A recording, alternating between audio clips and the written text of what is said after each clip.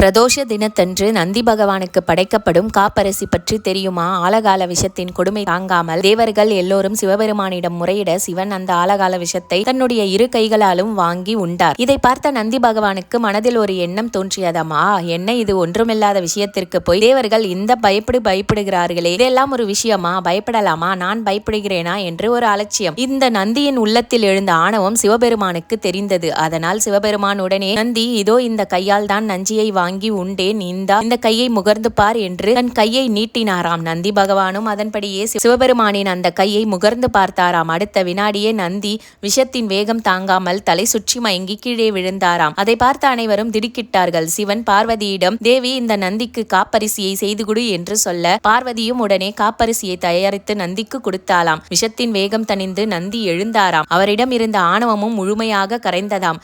இதனால்தான் பிரதோஷ வேளையில் அவருக்கு காப்பரிசி கொடுக்கப்படுகிறது.